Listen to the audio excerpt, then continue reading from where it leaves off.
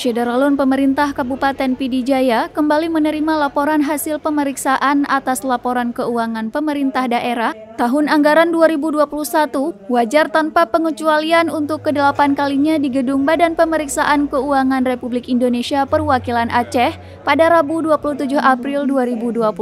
Serta tak lupa Bapak Ibu hadirin yang berbahagia.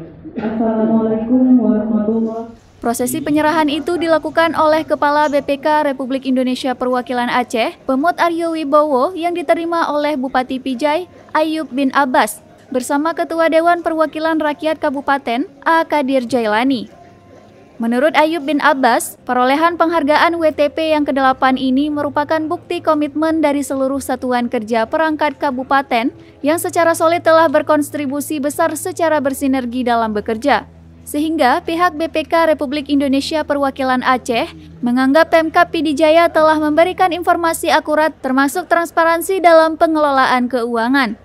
Bupati berharap penghargaan ke-8 ini dapat memberikan motivasi seluruh jajaran untuk komitmen agar pengelolaan keuangan di kabupaten yang telah berusia 14 tahun ini menjadi semakin sempurna. Dari Merdu, Idris Ismail, Serambi On TV. Para kepala daerah atau yang mewakili pada 12 kabupaten kota yang hadir,